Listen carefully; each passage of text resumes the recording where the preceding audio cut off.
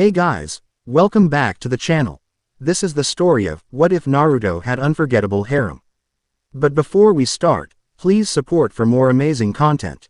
And consider subscribing to my channel, share this video with your friends, and now let's start the video.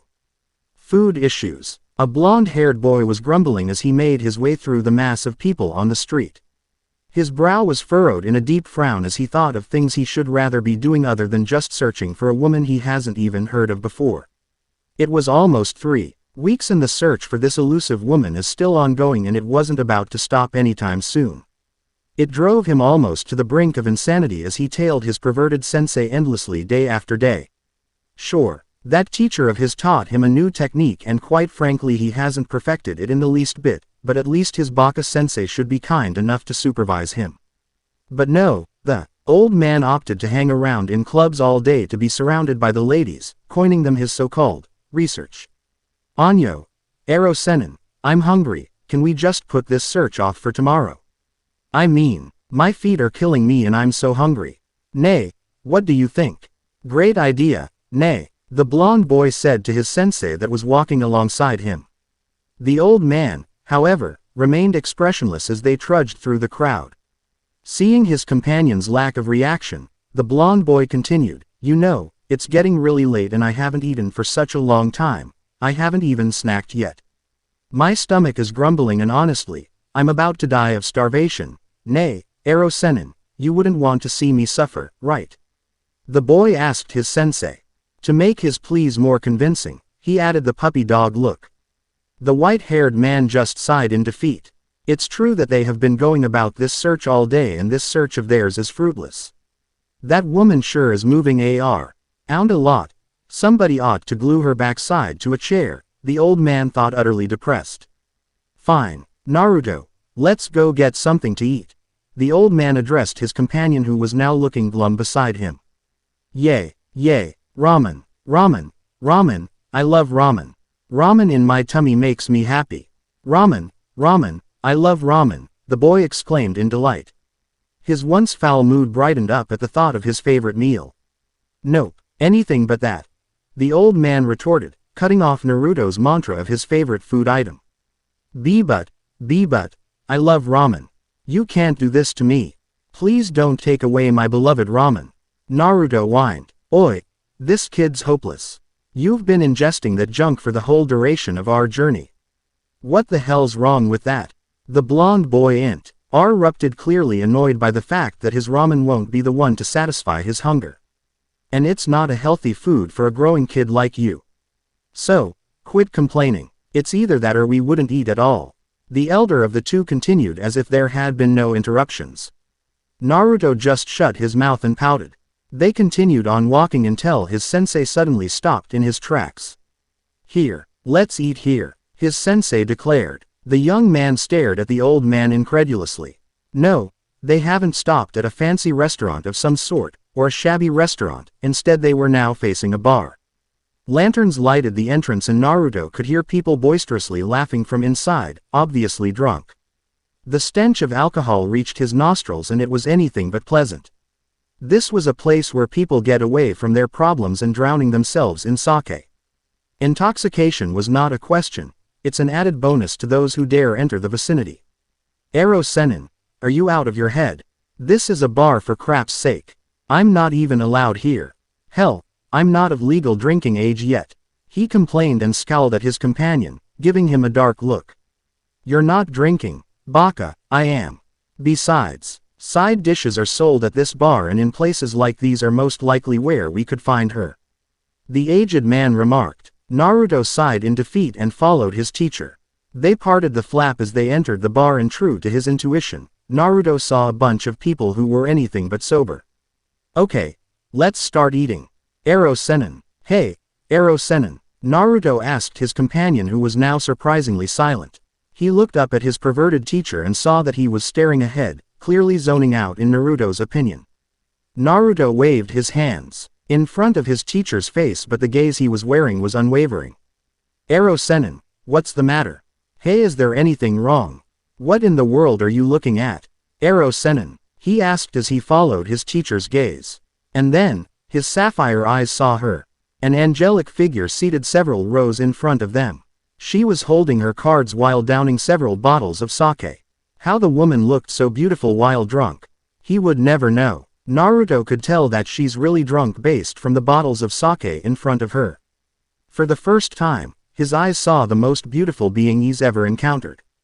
The woman's hazel eyes were also looking into his, and he couldn't understand as to why his heart was beating like crazy in his chest. For the first time, he was inflicted by these ever so differing emotions. For the first time, he wasn't able to tear his eyes off her.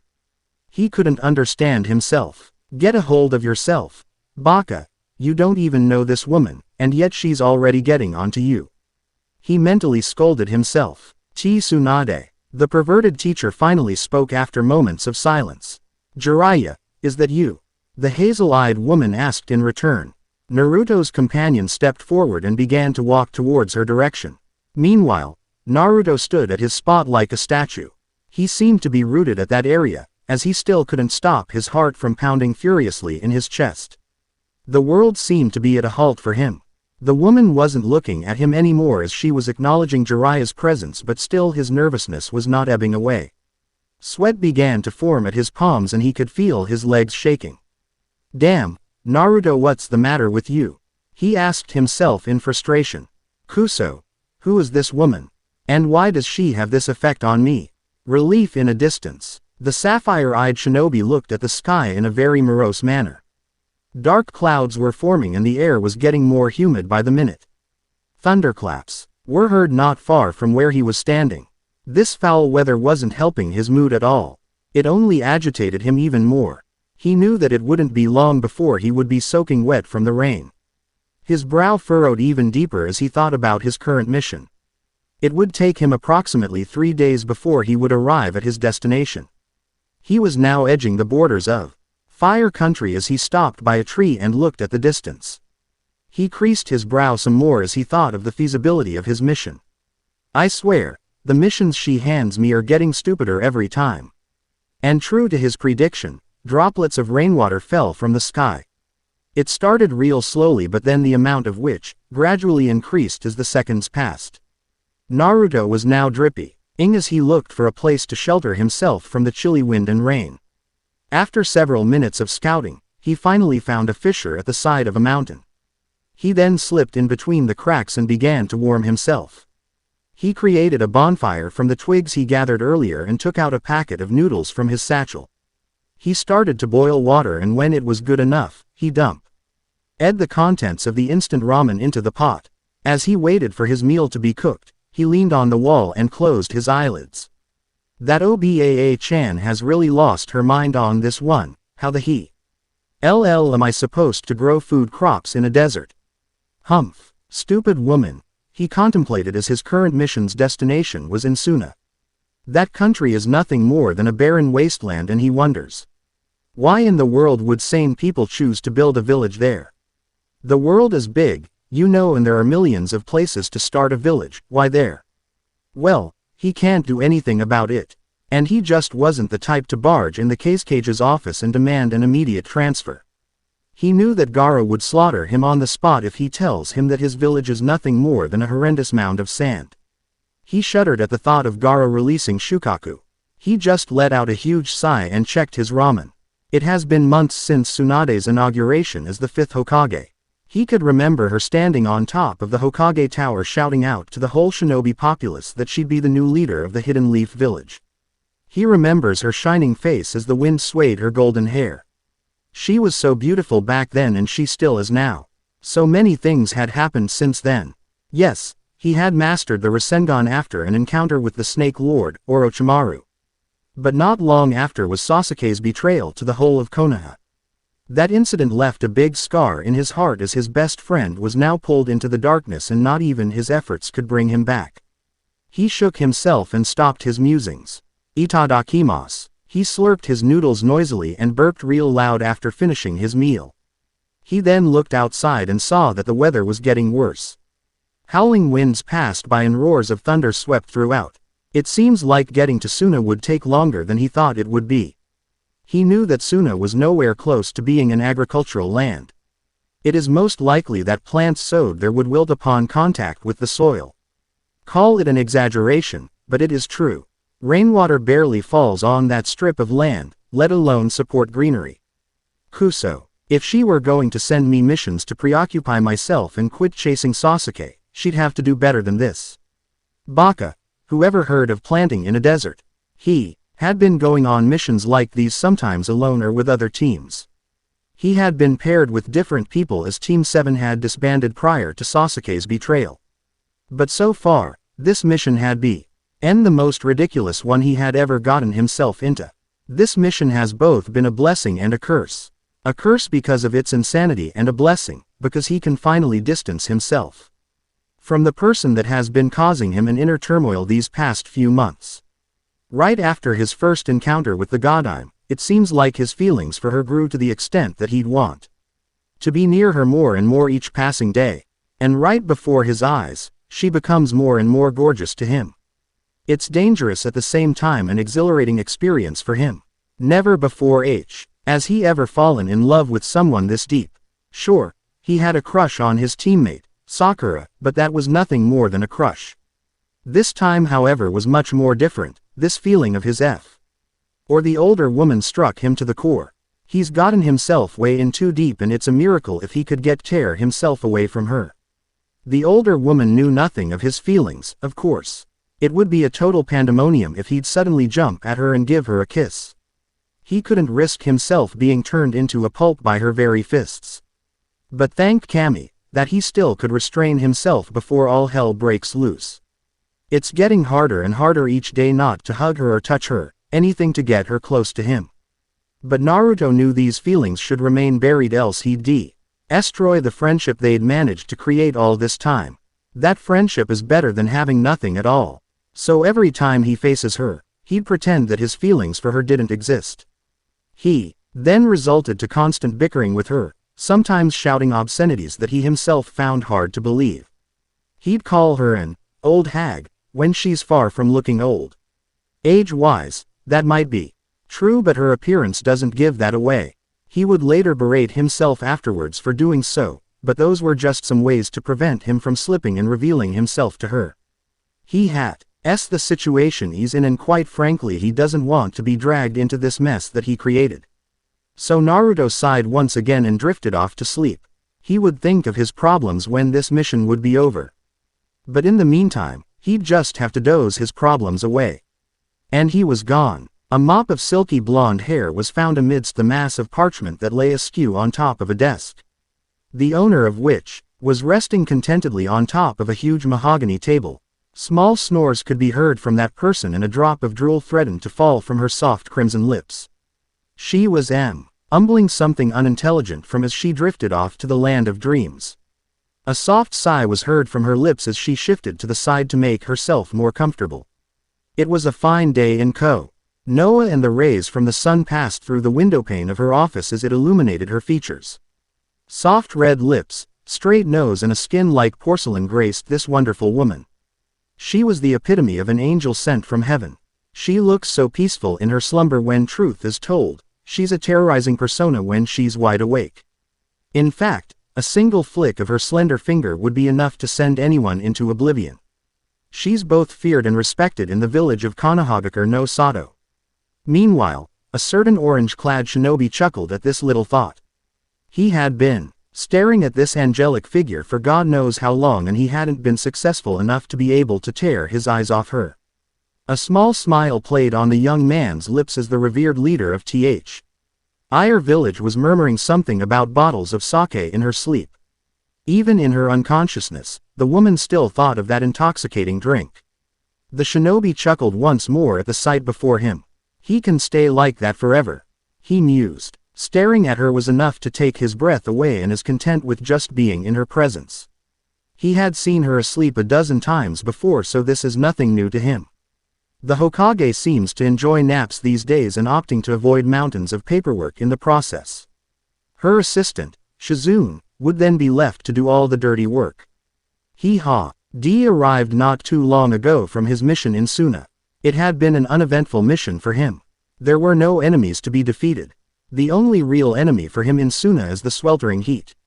He fell, as if he was enclosed in a microwave oven. That, to him, has been the only challenge so far. He was supposed to report to the Hokage about his mission's events, but when he entered her office, she had been dozing off. He looks intently at her one last time before clearing his throat. As much as he would love to stare at her all day, time is of the essence, and he doubted her assistant, Shizune, would be happy if she could see her slacking off again. Tsunade Baa-chan. Wakey wakey. Hello. Wake up, you sleepyhead. Naruto bellowed at the sleeping form before him. The golden-haired figure stirred at the rude awakening. She raised her head slowly to acknowledge his presence. Her fists curled into a tight ball as she shook in fury.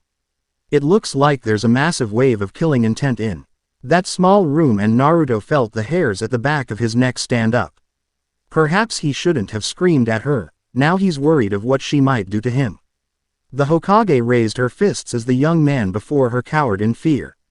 Anyo, Tsunade no Ba-chan, we could talk about this, right? Gomenasai. I didn't mean to. Aargh. Naruto screamed when Tsunade's fists met his head. Ouch. Ouch. OWWW. He touched his crown tenderly, which was now apparently producing a small bump. Humph. Stupid brat. Do that again and I won't hesitate to kill you. I was in the middle of a beautiful dream. The Hokage said, reminiscing the dream she had. Yeah, right. How could a dream about sake be beautiful? Naruto muttered sarcastically under his breath. Tsunade shot him a threatening glance. Did you say something, lad? She asked him menacingly. No, I was just doing some breathing exercises. Inhale, exhale, he breathed. There, I'm done. Ahehehehe. The village leader sighed disapprovingly at Naruto's lame excuse to save his hide. She then turned to him. So how was your mission? Tsunade gave him an inquisitive look and a knowing smirk. The shinobi before her curled his fists and tray. MB led in annoyance as he recalled the events that happened to him in that good-for-nothing mission he was sent to. The scorching heat, the sticky sweat, and an awful lot of bad memories were the only souvenirs he acquired from that assignment to Suna. Gah, that mission was a practical joke. It's nothing but a hoax. A hoax, I tell you. Whoever heard of planting in a barren wasteland? I swear, he only welcoming party that hailed me, there were a bunch of tumbleweeds rolling along with the wind. He complained while pacing back and forth across the office. Tisk, you should be grateful and I still send you missions after that last attempt to save Sasuke. You almost died, you know. And this is the thanks I get. Tsunade leered at him. Naruto paused for a moment. It's true, he almost go. Tten himself killed, but the missions she hands him are very unreasonable. Well, at least give me more, say, challenging missions. The ones where you get to fight thugs and such. Those were the missions I was hoping for, Obaa-chan. Not babysitting stuff, Naruto stated in a matter-of-factly. The buxom blonde just shook her head at Naruto's musings. I can't give you dangerous missions after that last stunt you pulled. We can't have you risking your life once more for that traitor. You've suffered so much damage from that pursuit.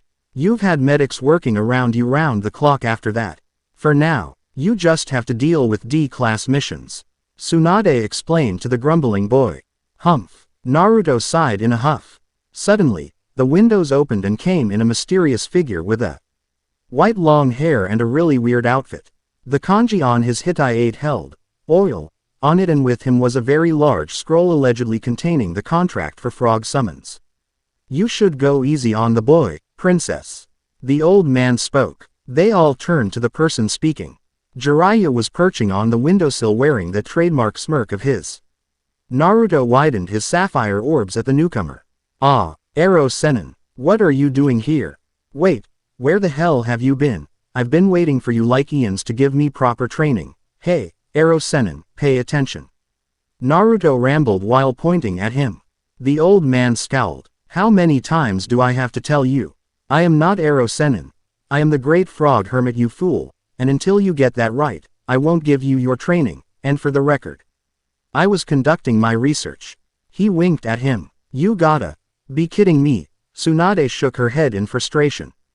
Jiraiya, you're at your perverted ways again, aren't you? Every Adi knows Jiraiya's so-called research. isn't a scientific exploit of some sort. Well, it's far from being scientific. It's best described as a peeping session at the women's baths for his novel, Make-Out Paradise. The sly old man gets his information and inspiration from the innocent ladies to create the Orange Book of Perversions. That perversion, or so you call it, is a bestseller Tsunade. You see, this man right here is a world-class writer, biwahahaha. Jiraiya declared haughtily. Humph. That's why women wouldn't come anywhere near you, you perv. The Hokage said angrily. The frog hermit just chuckled at that comment. He inched himself closer to the irate woman. He then whispered to the Hokage's ear, "Ah, you're just jealous, princess. Admit it, you've been wanting this fine piece of a man right here." Jiraiya said, pointing to himself. How dare you? Why, you imbecile. Pervert. Tsunade stuttered, apparently scandalized. Her cheeks were flushed from the white-haired man's devious comment. The old man laughed even more at Tsunade's flustered state. Oh come on, you've been crushing on me ever since we were young genins. Admit it. Admit it. Jiraiya teased while tickling the half-laughing half-angry Hokage. Stop it. Ahahaha. Stop it, you pervert. That tickles. Ahahaha. Tsunade pleaded as she was on the verge of tears from laughing too much. Meanwhile, Sapphire Orb stared at the two people teasing one another. He looks at them in a grim manner as the couple were looking more and more like lovers in his eyes, bickering and laughing together like there's no end. He shut his eyes as he tried to drown out the thoughts of Jiraiya and Tsunade enjoying themselves together. He can't understand the dull ache he feels in his heart right now. He doesn't understand why it pains him to see them looking cozy with one another. Naruto couldn't take it any longer. So before he would do something stupid, something he might just regret later on, he turned towards the door and left the scene that grips his heart into pieces. Maybe it was better that way. Being away from them would be much safer, because if he hadn't restrained himself, he would have jumped at his sensei right then and there. They would have found out about his feelings for Tsunade. He couldn't risk that happening. And so, he decided to turn and walk away. Confrontations. The Hidden Village of Konohagakure is a prestigious village amidst the regions of Fire Country. It is surrounded by lush greenery well veiled in the landscape. This village is led by a powerful ninjas for generations. The fifth leader of this particular village is a steadfast woman whose strength could rival or might as well surpass that of Hercules. Although the said leader is vicious enough to make anyone shudder in fear. She also enjoys spending some of her time in Hokage Tower. And as of the moment, she's pretty much preoccupied not with work, no, not work, but with a certain person she sort of despised as a child. The buxom blonde hollered hysterically as a man in his 50s, and not to mention slightly perverted, tickled her up to no end. She wore a face, which looked like she was torn between enjoying herself and at the same time irritated by the old man's incessant tickling. Okay, stop it. Biwahahaha. Stop it, you old geezer, stop. Tsunade pleaded helplessly as she wiped tears that came from her eyes from the laughter. She whacked the old man's head as she said so and successfully pried her nemesis away from her. You give up so easily, now don't you? The frog hermit taunted the irate woman. Stop poking me, I don't find it amusing anymore. Tsunade frowned at her childhood friend's mockery. She straightened her green robe as she tried to smooth down the creases that formed on the garment. You're such a child, she remarked. Well, thank you. I've always known I'm looking younger every day. Those research sessions really do rejuvenate me. You should try it sometime. The old man advised his companion, who was currently snorting at him. No thank you. I don't really fancy peeping through a spyglass at some women's baths. Tempting, but no, Tsunade told him. Now, let's get serious. What news do you bring? Is the Akatsuki on the move again? Any clues on the whereabouts of Orochimaru? Ooh, what's with the business-like tone?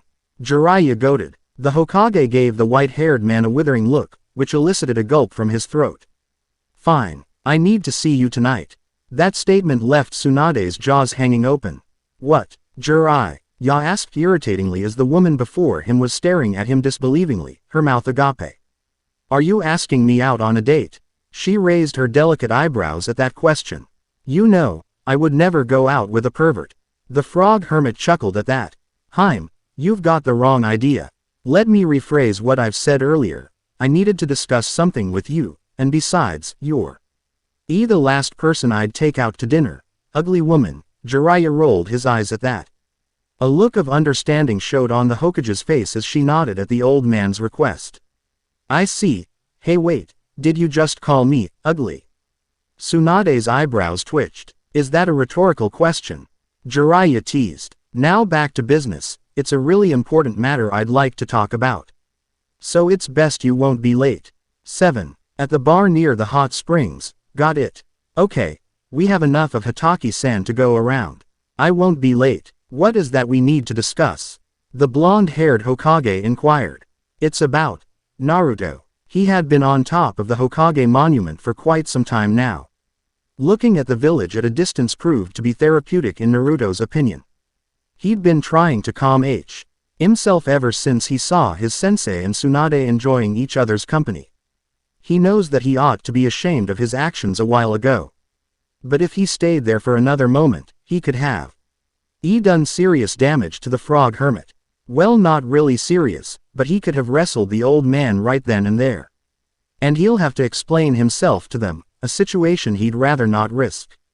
"Kuso. Forget about her. She's like your grandma, for crying out loud." That had been his mantra for the past couple of months. Unfortunately, it doesn't work for him. No matter what he does, he can't get rid of the woman's angelic image in his head. Tsunade is like in her 50s. Technically, that woman is old enough to be his great-grandmother.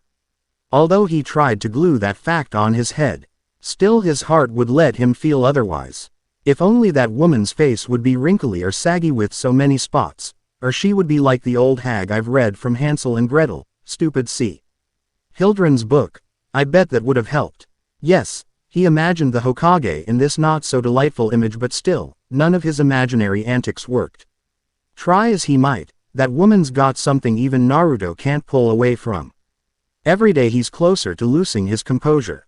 Jiraiya had been the latest victim of his jealousy. Last week, Tsunade's assistant in filing paperwork, Azumo, had been the victim of his envious eyes. He almost knocked the man over when he pushed him not too lightly as he went out of Tsunade's office. Naruto swore that Azumo was hitting on her the day he gave his report to the Hokage's office. Poor guy, it was getting way out of hand and he knew that. Unless he would stop this fiasco he created, there'd be no stopping to his jealousy. It seems like every male within a 5-mile radius to the gorgeous Hokage would be subject to his prying eyes. Perhaps it's time that I tell her the truth, he murmured to himself. Not long after he said that, he shook his head. No, telling her my feelings would be the end of me, but if I don't, I might go crazy. What to do? What to do? He asked himself as he paced back and forth in deep thought. Finally, he sat down heavily in frustration. A decision he might later regret was already formulated in his mind. There's no turning back now. I have to tell her. 7 o'clock was the proposed meeting, and yet, the old man who started it all was terribly late. Tsunade had 2 bottles of sake already. Not that she's worried she might fall over in drunkenness, she can hold her liquor well. She tapped her fingers impatiently as she waited for her supposed date to arrive. She poured herself another bottle of sake when she heard flaps swishing, signaling her companion's arrival. You're late. Tsunade too. LD the man who sat next to the stool she's currently occupying. A bottle of sake please. Jiraiya ordered the bartender who scuttled away from them to get his order. Well, I got a bit held up.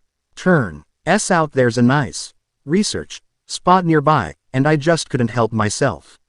The old man said. That excuse signaled Tsunade to give the old man a contemptuous look. Keep your excuses to yourself, old man. What is it about Naruto that we needed to talk about? She asked as she took another sip of sake. The renowned frog hermit heaved a big sigh and received the sake he ordered from the bartender. I see there's no use dilly-dallying. Well, here it is, Naruto has a crush on you. Tsunade froze at Jiraiya's word of mouth. What makes you say that?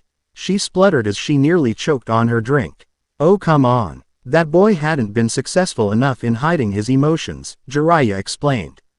PFF'd. Jiraiya, what in the world are you talking about? She waved her hands dismissively. The old man rolled his eyes. Isn't it obvious? Those stolen glances, the way he turns crimson when he's beside you, that jealous look he gave me a while ago, I swear, he's got the signs of a crush written all over his face. For the love of Kami. Seriously, you're losing it, Jiraiya. The buxom blonde pounded her fist on the counter angrily. The bartender who witnessed the Hokage's outrage gulped in fear and edged as far away from them as possible as he busied himself to wiping saucers and glasses. "HAREM, calm down, will you? You're going to scare away the customers," he advised the flustered woman carefully. That boy is like a son to me. How could you accuse him of that obscenity?"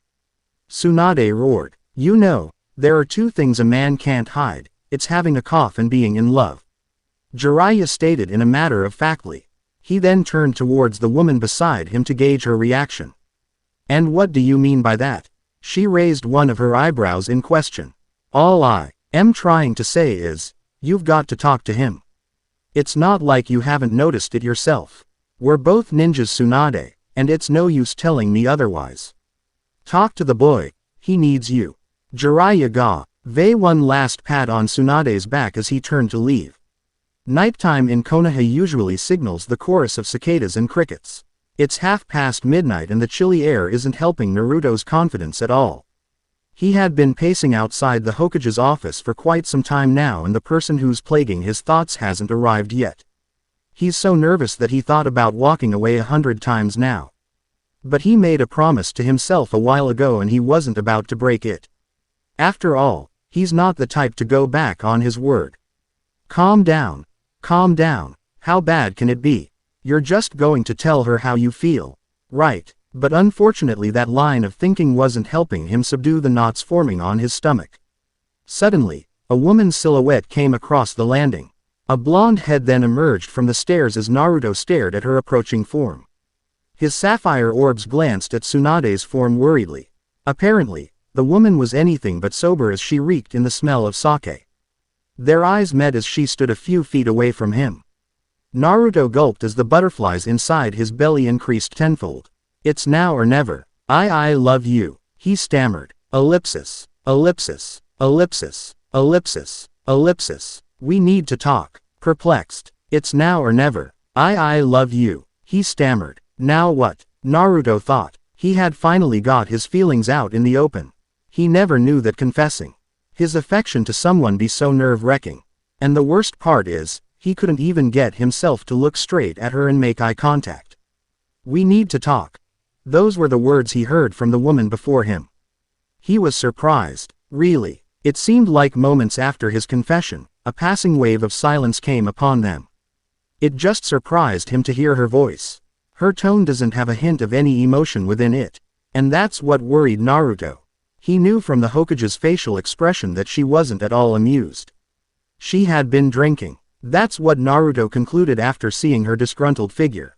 Sure, this isn't an appropriate time to confess his love for the older woman, but what else can he do? He already did what he came to do, and it's not like he could take them back.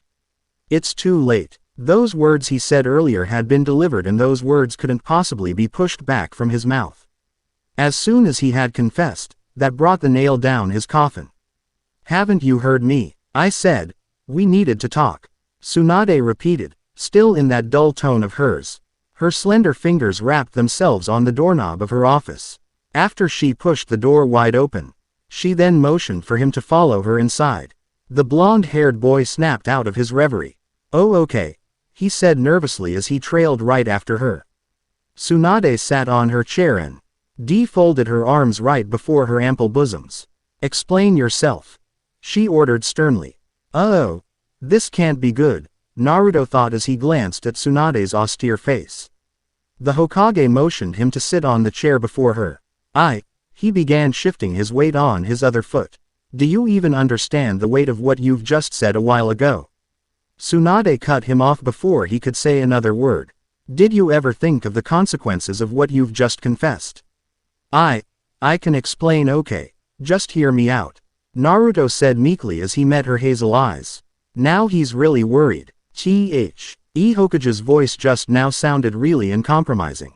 Tsunade massaged her temples and sighed resignedly. You'd better. Now let me hear it. She urged the boy whose hands were now slightly shaking. What I said back there. I mean it. I love you, and I know I shouldn't be. Naruto explained as he lowered his eyes from her prying looks. He shifted his weight again nervously as he gulped to continue. It's appalling if you're an observer, and I know I'm 3-4 decades your junior, and by all counts what I'm feeling now is severely unethical, but what? Tsunade raised her delicate brows in question. I can't stop thinking about you. From the day we've met. I just wanted you to know that I haven't meant for it to come this far. I tried, really, I did.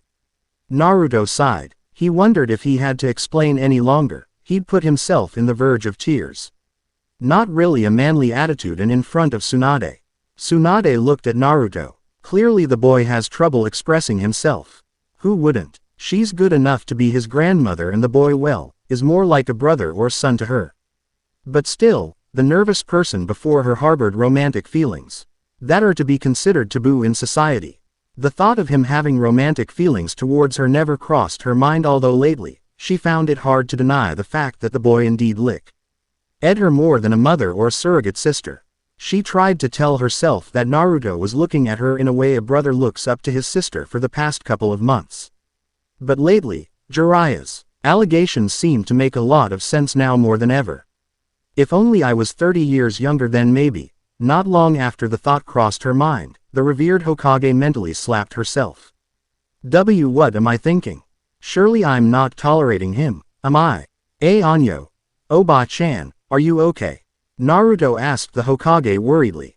She had that scandalized look on her face, which alarmed the anxious boy before her. The contemplating woman suddenly snapped out of her stupor and fixed her eyes on the blonde-haired lad. Naruto, perhaps it's time that we both get some rest. Why don't you head on out while I think things over? Today had been awfully stressful for the both of us. So good night, or shall I say good morning, ahehehehe. Tsunade said as she pushed the boy forcefully outside her office. Nani. Wait. You're not angry at me. Those were the words she heard from Naruto before she shut the door completely. Tsunade rested her back against the door as she sighed in misery. Moments later, that certainly didn't go well as planned, she mused. Her plans were supposed to include her scolding Naruto. Situations like telling him off, urging him to dismiss that ludicrous idea of falling in love with her were supposedly part of the whole arrangement. She sighed dejectedly as she opened the door to see if Naruto wasn't lurking nearby. Seeing that the coast was clear, she then DGED onto the west wing of the Hokage Tower where her room was located. She walked on with a dark cloud hanging over her head. Never has she lost control of the situation just like that, she thought. This was just another matter that can be settled in just a sitting. She thought the situation with Naruto would be settled in a breeze, apparently not. The boy proved to be more trouble than what she initially thought. She pushed back the door leading to her bedchamber and slammed the oak door close as she hurriedly plopped her figure onto her mattress. Tsunade groaned into her sheets as she lay face down on her bed. Damn that Naruto. That boy is giving me much more headaches than all my paperwork combined, she thought as she rolled herself over and faced the ceiling. What happened to the calm and collected Tsunade? The Tsunade before would have settled this matter flawlessly, such a simple task, and yet I can't bring myself to do it. Why can't I? She muttered dejectedly to herself.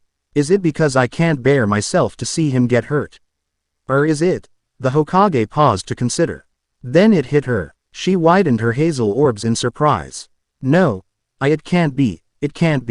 She desperately tried to deny the thoughts that came spontaneously on her head. Could it be that I'm falling for him all this time? Could it be that I've had this feeling go unnoticed? She asked herself in realization. Stupid. She gripped her golden locks in frustration. No.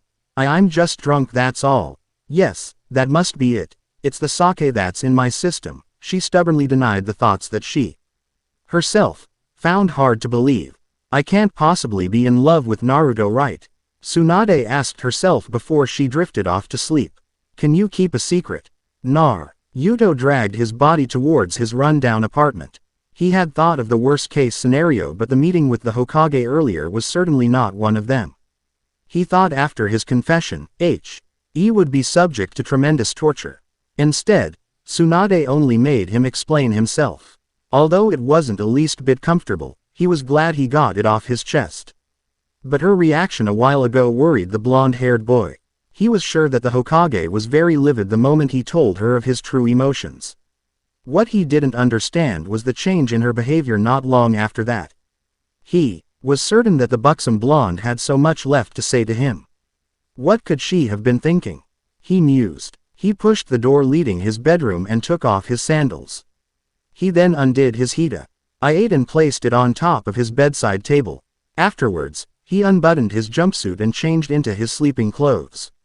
Naruto settled himself on his bed and gazed out of the window. His sapphire orbs watched as the full moon illuminated the whole of Konoha. The tranquil atmosphere didn't exactly reflect Naruto's tumultuous emotions. What he's feeling as of the moment is a dull void in his chest. Something that he couldn't quite place. Right now he's envious of the rest of the villagers. If only he'd lived a life of normalcy. He wished his problems would not be like what he's experiencing now. If only he wasn't chosen as a Kyuubi vessel. Then he'd be happy right now. A smile would then be plastered upon his face, a genuine smile. He'd like to live a life without any worries. If only. The shinobi life doesn't permit you to make lots of options, after all. Your existence is limited to serving and risking your life for the village. There is no such thing as living your own life. For it would always involve other people. There's no room for affairs. He gave out a heavy sigh. He wondered if exposing himself out in the open would prove to be a wise decision. But in his case, it's hard to get his hopes up. He isn't exactly a luck magnet, more like an entity bestowed by lots of bad luck. Ever since he was a kid, he had been condemned by the village people for a crime he didn't commit. It wasn't his fault that many lives were wasted because of a monster, now sealed inside him. Naruto had been chosen by the Yondaime as the container for the great-tailed beast. Though this incident should make him a hero, the villagers thought otherwise. Life had been hard on him and he doubted it would ever change. Naruto glanced at the alarm clock, which read, 1:30 a.m. In 5 hours, he would be meeting Sakura for their daily training. They've been doing this a lot lately. Their training menu would consist of honing both of their taijutsu, ninjutsu, genjutsu and stamina. Huff quite frankly he need not training for stamina because he's overflowing with it. He was just there to accompany Sakura. He knew she'd been feeling down because of Sasuke's betrayal and Sakura needed him as a friend. And he wasn't about to let her down. Apparently the pink-haired Kunoichi's way of coping with her frustrations was by sending all of the trees of Konoha flying and reduced to splinters. Naruto truly feels sorry for the animals that have lost their homes due to Sakura's violence. If she continues channeling her rage like that, he's certain that Konoha would be left with hardly any trees at all. That's why he continued to train with her not only as a friend, but also as a person to remind her that she's had enough training for that day. Kami, spare the trees. Setting these thoughts aside, he started closing his tired eyes and made an effort to sleep. Ring, ring, ring. Tsunade awoke with a start. She reached for the alarm clock and pushed the snooze button.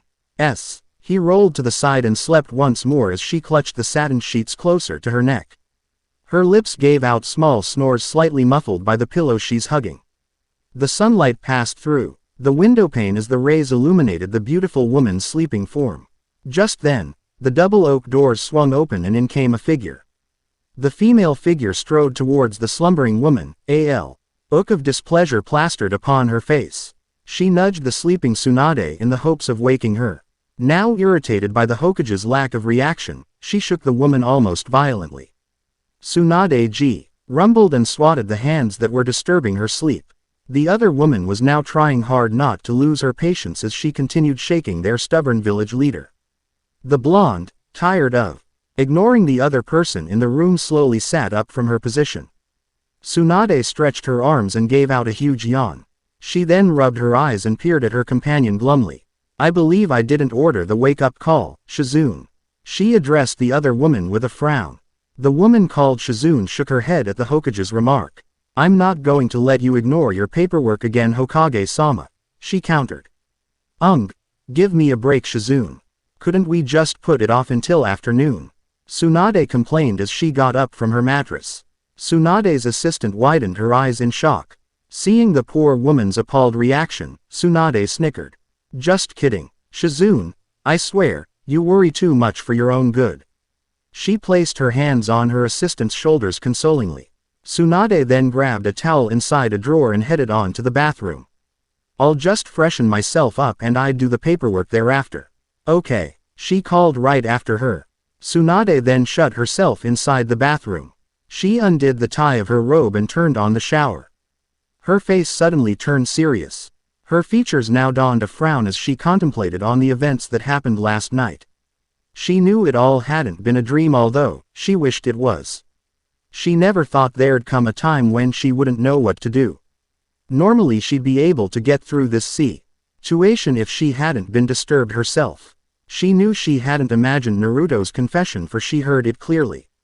There was no mistaking the boy's words. I love you, he said. She hasn't heard of that phrase ever since Dan, her boyfriend a long time ago, died. Now that she heard those words once more, she didn't know how to react properly. She was angry with Naruto for feeling that way toward her, and yet she couldn't help but feel moved by the boy's attempts. Tsunade finished bathing and turned off the shower. She then toweled off the dampness in her body, and afterwards, she wore her trademark green robe. After that, she went down the hallway leading her office. It seems like doing tons of paperwork would help her think of anything else but Naruto. And so, with a new resolve, she pushed the doors and for the first time in her life, welcomed her former debacle, paperwork. Naruto, you're late. A kunoichi's scolding voice reached the ears of a certain orange-clad shinobi. The boy hurriedly ran towards his irate companion and gave her an apologetic smile. With his left hand, he scratched the back of his head before facing the pink-haired tree destroyer. Naruto then bowed down low and mumbled, "Gomen Sakura-chan." He looked up at her scowling face and smiled in a feeble manner. The alleged tree destroyer just rolled her eyes in disgust. Naruto, I know you. Trying to look cute, but it doesn't work on me, baka. Sakura yelled at her companion, who was inching away from her in the fear of getting bonked in the head. Ah, Sakura-chan, couldn't you at least forgive me? I'm late just this once. HMPH. That's what you said last week and in the previous week. Before you know it, you're going to turn into Kakashi-sensei. The pink-haired kunoichi huffed. Of course not. At least I don't give lame excuses like getting lost in the wilderness or something. I am very reasonable, you know. Naruto defended himself with an outraged look on his face. Okay. What is it then? Why were you late? Sakura asked the blonde boy testily. I didn't sleep well last night. Naruto reasoned. His companion just raised a pink eyebrow at that. I knew it. You're turning into Kakashi-sensei. That, my friend, was a lame excuse. You've got to do better than that, you know. Sakura sneered at Naruto. Naruto answered back, Sakura-chan, what I said is true.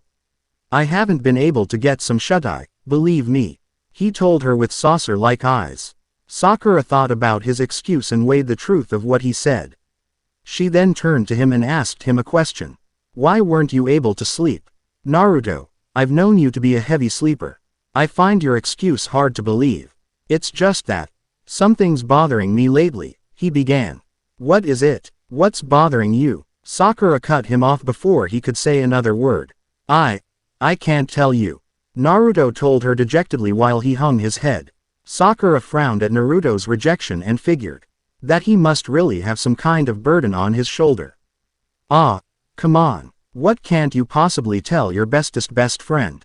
The kunoichi nudged her companion playfully. Sakura-chan, can you promise not to tell anyone? Naruto asked his companion warily. Sakura, on the other hand, was looking at him excitedly. Of course. Cross my heart and hope to die. And besides, if I tell a soul, I'd treat you to Ichiraku every day. Sakura promised and crossed the top of her chest. She then smiled at Naruto reassuringly. Naruto's face brightened at that. Thanks. I really needed someone to talk to. I just didn't know who to trust. He sighed morosely. It's all right, you can trust me. We're friends, right? She reassured him once more. Let's go someplace to sit, then you can tell me what's bothering you, nay. Okay, Naruto replied as he followed Sakura, who was heading towards the shade of a tree. Sakura sat down first. Naruto followed suit. He looked at her worriedly, still thinking twice about telling her. He isn't exactly the type of person to open up his intimate feelings with another person. Besides, he didn't know that Sakura was that much of a listener. Sakura sensed his hesitation, placed her hands on top of his and squeezed his fingers. It's all right, she told him. Naruto sighed and smiled meekly at her. He took a deep breath and prepared himself into telling her. Sakura-chan, I've fallen in love.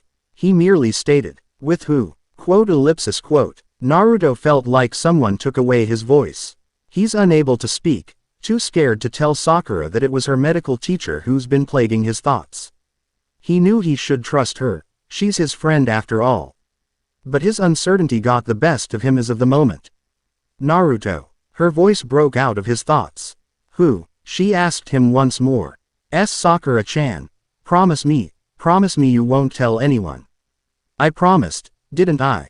She assured him for the umpteenth time. It's Tsunade. I've fallen in love with Obaa-chan. He finally mustered up all his courage and told Sakura. Sakura stared at Naruto's features incredulously. Her mind has come to a temporary halt at what the blonde-haired boy just said. It felt like someone suddenly took the daylights out of her. What Naruto exposed to her didn't quite register on her head as she fought hard to deny the truth behind Naruto's confession. Sakura-chan. Sakura snapped out of her reverie as she finally absorbed all of what Naruto had just said. Her eyes widened the size of saucers when it finally hit her. What? You're in love with TSMMMNAUMMMPH. Sakura burst out loud, but Naruto covered her mouth just in time. She almost had their secret blown over, as her voice was loud enough to be heard by the whole village. Sakura-chan. Sakura-chan. Calm down. Naruto pleaded as he fought to hold her squirming body down. MCNTHBRTHNHNGH. He heard her say something unintelligent. What? He asked, letting go of her mouth. I can't breathe. Oh, the blonde boy remarked. A wave of silence swept through them. None seemed interested in breaking the deafening silence. No one made the ulterior move of speaking in the fear of saying something improper. Naruto fidgeted in his position and peered at Sakura through the corner of his eye. Sakura also did the same. When their eyes met, they immediately turned away as if scalded by hot boiling water. So, Sakura's uncertain voice shattered the silence. Tsunade-sama, huh? She asked him again. Yeah. He nodded in confirmation. I see. Yeah, that is indeed a big problem. Keeps them vocal cords in check. Both Naruto and Sakura sat under the shade of the tree staring listlessly into space. Neither one of them spoke a word since Sakura's, all too tactful, observation which sealed Naruto's impending doom. Silence encompassed the both of them as the wind swayed the dandelions on the meadow. Perhaps this was the most awkward conversation, or lack thereof, they had ever had. It's as if they had found the grasshopper on a blade of grass remotely interesting, or not. So was their situation, both looking as if they've been possessed by a statue spirit, unresponsive, unmoving.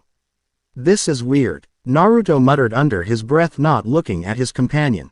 Tell me about it. The pink-haired Kunoichi heaved in approval. They've been at this kind of silent agreement for what seemed like hours.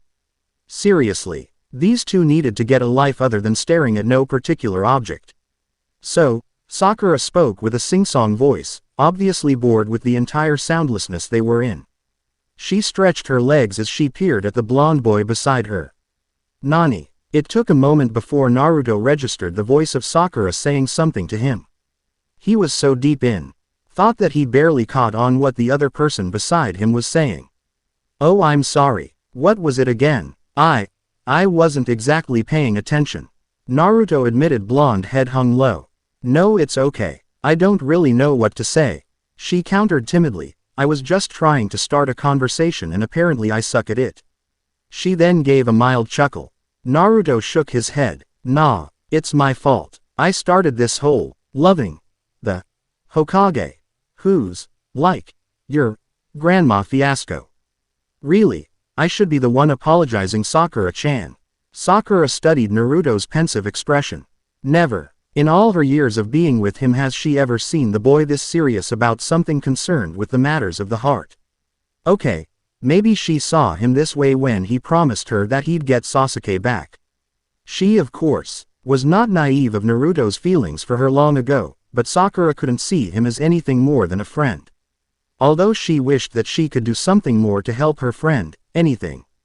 Naruto seemed to be serious about his feelings this time. She could see it in his cerulean eyes. He is indeed in love with her. Oh Naruto. Hey, why don't we take a stroll down the stream?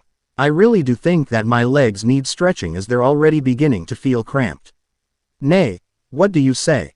She asked him warily. Naruto turned to her and gave her a smile and a slight nod. Sure, was his short reply. Sakura brightened at Naruto's cooperation. She walked ahead of him to a path leading in the direction of the bridge where Team 7 usually met. She strode down the dirt road happily in the hopes of cheering up her crestfallen companion who was currently lagging behind her. She noticed the not-so-famous glum look on his face. Oi, Naruto, if you're just going to sulk there, I might as well take of, she told him angrily. She figured that she might as well use brash methods in order to set straight the gloomy boy. She's grown tired of hearing another one. Oh, F those heavy sighs coming from those lips, and it's making her feel depressed too. If she hears another sigh, there's no telling what she'd do to him, probably something horrible like death. They see Antinude trudging down the path, and not long after that, Sakura heard the very sound that she most despised to hear. Naruto sighed again dejectedly, which in turn frustrated Sakura to the point of wanting to pull the pink locks off her scalp. She turned sharply at the fair-haired boy behind her. Just the sight and feel of him radiating an immense dismal aura made her itch to kick the boy's gluteus maximus, but she realized she wants the old Naruto back, the slightly perverted, annoying and loud brat she once knew. Perhaps it was time she knocked some sense into him.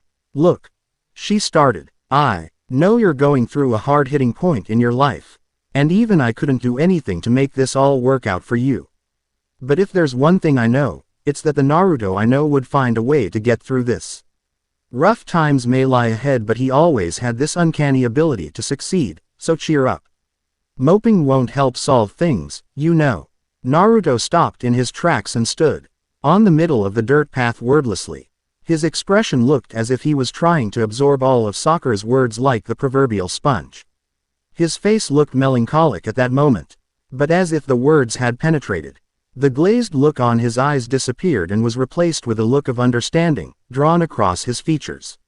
He nodded in a meek fashion and smiled at Sakura. You're right, he said. I've been too busy plunging myself with my problems that I forget what's truly important. It's still not the end of the world, and I won't back down from this challenge. He finished, with as much determination he could muster. Sakura bobbed her head in agreement. That's the spirit. She patted her companion's back. So, is there anyone besides me that you've told? She asked him out of the blue. Huh. Naruto gave her an ignorant look as if he doesn't know what she was asking about. Really, Naruto could be absolutely dumb at times. No wait, he is dumb. She pondered. Sakura sighed in exasperation. Have you told anyone else about your secret? She rephrased her question in the hopes of making her dim-witted companion understand. Well, she waited impatiently for his answer, tapping her foot to show her annoyance. Oh that, actually, he trailed. So you've told someone else, huh? She noted dully. Then all of a sudden, her face showed signs of aggravation. Who is it? Oh Kami, you've told Ino. Is it Ino? Crap, that girl sure gets to news fast. She spoke angrily, apparently convinced that he'd tell Ino his secret. Naruto swore he heard Sakura growled under her breath. Although he knew Sakura to be short-tempered, he didn't quite understand why she'd be irritated of the fact that he didn't tell her first. Besides, he told the very first person he'd want to very much avoid right now. No, no, no. You've got the wrong idea here, Sakura-chan. I haven't told Ino anything. And besides, I barely know her. He explained. Sakura's ears seemed to perk up from the supposedly pleasing news she just heard. She breathed out a sigh of relief. Oh, So who? I've told her. Huh? She asked him, clueless as to what in the world he was talking about. I've told her. This time Naruto stressed it out to her more carefully. Sakura's eyes widened in realization. She might have misheard or misunderstood him. But still, does that mean the Hokage already knew? Good lord, no, that can't be. That would require some guts, right? Inner Sakura thought. Wait, Naruto certainly has guts, but telling her, was that even possible? Guard, this is so confusing. Her inner self ranted on and on. Sakura-chan. Naruto's voice broke in Sakura's train of thought. He noticed her mouth was hanging wide open in shock. Wait a sec. Did you tell her? She asked him, interest clearly aroused. Her jade orbs shone with apprehension and intrigue. Naruto noticed his companion's glittering eyes and was a bit freaked out by her weird switch in mood. Really? Girls could be unpredictable at times, mood swings and all. Why yeah. Naruto replied rather reluctantly. No you didn't. Yes I did. No you didn't. Yes I did. No. Yeah. No. Yeah. Naruto spat back. Wait, cut that out. I told her. Okay. Who? Tsunade-sama. Who else? Hinata. The blonde boy scoffed as if telling the shy Hyuga of his secret was the most ridiculous thing ever. Sakura, on the other hand, pondered on that fact. If Naruto indeed told Hinata that he's in love with Tsunade, she's sure the poor girl would turn pale and faint. It was known in the entire Konoha populace that she had a crush on Naruto. Only the ignorant boy beside her wasn't aware of her feelings. Ellipsis. Ellipsis. Ellipsis. Ellipsis. Ellipsis. WHAAAAT. You told her. Sakura's 180 decibel voice all of a sudden pierced through the boy's eardrums. That's what I told you. Sheesh. Naruto grumbled. Really? Why you told Tsunade-sama you LOMVRRMPHRRRH? Naruto's offending hands muffled in time with Sakura's outburst. The fair-haired Jinchuriki, clearly horrified by Sakura's outbreak, tried to calm her. Oi! Sakura-chan, keep it down, will ya? At this rate, the entire village would know about you. No. What? Please, you promised, didn't you? Those words sort of calmed the pink-haired Kunoichi. She glanced at Naruto's worried and distressed face and bent her head in humiliation. Really, she ought to check the volume of her voice. Now she had totally screwed up with Naruto. Bah, me and my big mouth. And not to mention big forehead, hee. Inner Sakura chimed in. Shut up, she told herself. Where do these random thoughts come from? Gee Gomen, Naruto-kun. She said apologetically. I didn't mean to. I was just surprised, that's all. And I really meant it when I said that I'd keep your secret. You went all the trouble of telling me, and here I am voicing it out to the whole village. I'm so stupid. I promise, that won't happen again, I swear. Naruto didn't appear as if he heard Sakura's spiel of apology. The young man's face was instead graced by a wide grin. He appeared pleased with himself.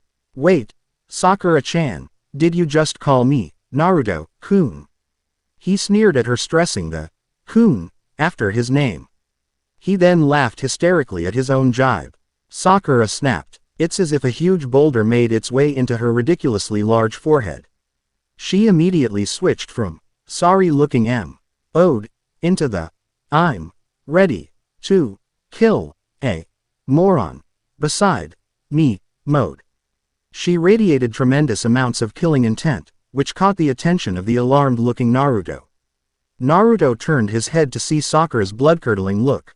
He gulped as if dreading his predicament. And much to his displeasure, Sakura's fists collided with his crown with a loud smack. He then gave out a pained yelp. Ouch! Ouch! Ouch! He touched the back of his lump-laden head tenderly. Sakura-chan, you didn't have to hit me. He complained at her with tears in his eyes. Sakura, still pissed, countered the boy sternly. Don't push your luck, Naruto. Sorry. What happened? Sakura asked him regarding what happened after his declaration of love to the busty Hokage. Naruto was surprised that their CK on the topic of his confession once more. He merely hung his head, not meeting Sakura's gaze. Sakura, comprehending the implication of his silence, pressed on. That bad, huh? She asked him quietly. Naruto just shrugged. What are you going to do now? She asked him concernedly. She looked at Naruto's slouching form and felt sorry for him. Sakura was well acquainted of the pains of unrequited love. She'd experienced it firsthand with the bastard, Sasuke. "I don't know," was his half-hearted reply. He threw a pebble at the running stream beside the dirt path they were currently walking on. The pebble created ripples on the water's surface, which reverberated outward. Sakura, who stared at his depressing form wistfully, asked, "She's like in her 50s, right?" Naruto nodded. Ellipsis, ellipsis, ellipsis, ellipsis, ellipsis. "She's like, old," Sakura concluded dully, apparently running out of words to say. "Guard, Sakura-chan, you didn't have to rub that in," Naruto complained with a wail. More talk, less action, and scheming. Tsunade sauntered out of her office, rubbing her temples in a slow circular motion. There couldn't possibly be anything more interesting than filing and signing paperwork. Of course, that was meant as the understatement of the century. Daimyos complaining about weeds in their territories, actresses wanting security from stalkers, and some other insignificant matters were buzzing ins. Eyed her head ever since she entered her office and went over the dozen rolls of parchment that lay on top of her desk. Seriously, more and more people just don't know when to quit complaining. Even the simple task of feeding a goldfish sounds as if it was the most burdening task ever created. Why do they have to get ninjas for each simple task there were, when they could do it by themselves? She went on from complaint to complaint distastefully and with much scorn. She'd never been enclosed in her office for more than 3 hours, so what happened earlier was a record breaker. She had fallen asleep on that room on occasions. But those don't count as work. Tsunade felt as if she's on an all-time low, working extremely hard for the very first time to keep her mind off some things. He continued traveling down the hallway and turned to exit the Hokage tower. A smile graced her features as the cool breeze met her face. For the first time today, she had finally been able to breathe some fresh air. Afterwards, she went down the flight of stairs as she headed for the direction of the bar near the hot springs. The previous night's events have been plaguing her thoughts ever since. She doesn't know what to make of Naruto's confession. She wished everything had happened differently. If only she had a clear slate of mind at that time, then things wouldn't have come to this. So far, she hadn't seen him yet, which was good given that she doesn't know what to do with him. Her rational self was nagging her to tell the boy that he hasn't got any chance with her, but she just shoved those thoughts away in the back of her head. Clearly she isn't ready for such confrontation. Whether she liked the boy that way or not, she still couldn't arrive to a decision and opted to avoid the topic as much as possible. Tsunade reached the entrance of the pub and parted the flaps that graced its entrance. It swished behind her as she went inside. The room smelled like alcohol, which wasn't surprising as few early morning drunkards were already settled on some of the tables sipping on their prized sake. She looked around to see any familiar faces. It seems that there were none. She headed for the counter and ordered 3 bottles of sake. The bartender immediately obliged the Hokage, who was a frequent customer of his pub. Her order arrived moments later as she poured some the contents of the bottle to the cup she was holding. She swished the clear liquid before downing it. Her first sip felt if she hadn't had sake for a very long time. She welcomed the drink as it soothingly traveled down her throat. She figured 3 bottles were more than enough to satisfy her yet keep her sober. A training session with her apprentice, Sakura, was pending as she's supposed to meet the pink-haired Kunoichi later that afternoon.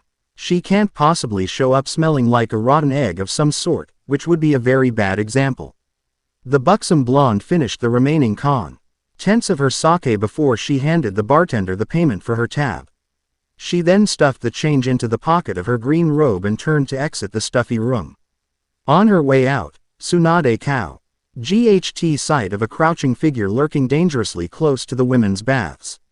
She narrowed her hazel eyes as she strained to recognize the seemingly familiar patch of spiky white hair that graced the mysterious form. Her mouth formed a huge O as she realized the identity of the perverse figure. She walked straight towards the giggling man who was currently busying himself peeking at the and ladies who were soaking in the hot springs. Little did that spiky-haired man know that a sinister figure was looming right behind him. She began with a menacing tone, "Baka. The M. And called. Jiraiya looked up from his position to see his old teammate emanating an intense killing intent, slim eyebrows twitching in fury. Tsunade flexed her knuckles and hit the man's head with as much force as she could muster. How dare you? Peeking like that, you're a disgrace to all men. The Hokage boomed, her face flushed with anger. The patrons of the bath were alarmed after hearing that their privacy was violated. Most of the women who were submerged in the hot water were shocked to the point that their entire bodies have turned crimson out of embarrassment. Some of the women screamed aloud, "Eek!" before fleeing with their naked bodies. The bath was then filled with commotion as customers hurriedly grabbed the nearest towel they could find and scampered away from the vicinity. This, however, didn't at all amuse the frog hermit, who was hoping to get a clear view of his research. Now, with the fearsome Hokage channeling her rage towards him, he doubted if it would even be P.O.S. Cybele. His peeping session was by all accounts ruined. Wait. You don't understand. I was in the middle of my but the old man's pleas were cut off by another whack in the head. PFF'd. You and your excuses.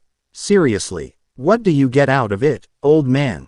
The Hokage asked irritatingly. The accused Sanin donned on a thoughtful and a smug look before explaining, I know you wouldn't understand, you're a girl. And besides, I'm doing it so that I would be inspired to write the next installment of my all-time bestseller. Jiraiya then rummaged around for something in his pocket, and when he found what he was searching for, he took the intriguing object out. It was an orange paperback novel entitled Ika Ika Extreme. The Ika Ika series was a well-known erotic novel that was authored by Jiraiya himself. It was so famous that apparently some fanatics have decided to produce a movie out of it. I'm going to release it next month, so I need all the research I could get to ensure the best quality for my avid readers. The old man continued haughtily while waving his priced masterpiece in front of Tsunade's austere face. The irate blonde then pried the pornographic book out the old man's hands and without hesitation, threw it to the hot stream nearby. The novel fell in the water with a plop and it sank in the riverbed. Jiraiya stared at the whole thing stock still. He watched as his book flew out of his reach and entered the flowing water. And without warning, the old man sobbed uncontrollably as he looked at his companion with tear-filled eyes. Wah! Baka! Baka! Baka! He pointed his finger accusingly at Tsunade. My life's work. Gone. Did you realize what you have just done? Jiraiya wailed, still crying like a child, rolling on the ground in frustration. But what the wailing man received from the Hokage was her retreating form, clearly unaffected by Jiraiya's hysterics. Oi! Matt! Jiraiya called. He got up from the ground and brushed some of the dew. Saint that clung to his clothes and hurried after her. You didn't have to do that, you know, he told her when he caught up. Baka! Anyway, I have to go back to the Hokage Tower to train my apprentice. So I won't waste my time talking to you, Tsunade told Jiraiya in a blunt tone. The frog hermit, on the other hand, made a pained look on his face. That's not the way you should talk to me after disposing of my novel. He muttered. And by apprentice, did you mean that kawaii and super sexy pink-haired girl, Sakura, Naruto's teammate? Tsunade just gave him a withering look. She knew better than anyone that the Jiraiya was thinking about her apprentice in a perverted manner. He's probably imagining Sakura in a cute bikini frolicking around the beach, or so. That man's head is most likely filled with alluring females and their shapely bodies, 24/7. Really, how so many people find Ika Ika Paradise entertaining, she wouldn't want to know. Perhaps a lot of men now share Jiraiya's fetish for sexy women. Sheesh. Men along with their inborn stupidity. Tsunade thought irritatingly. She just continued walking towards the Hokage Tower, uttering not a single word to her companion. Silence enveloped the two as they continued to head on to the Hokage Tower. Only the sounds of pebbles crunching as they stepped on the dirt path were heard, and the occasional chirping of birds filled the area. Jiraiya scratched the back of his head. Normally, the woman before him would rant on and on about some mindless things like her gambling expeditions, but she seems to be dead silent. So, have you talked to him yet? Jiraiya asked pensively. The busty Hokage stopped in her tracks upon hearing his question.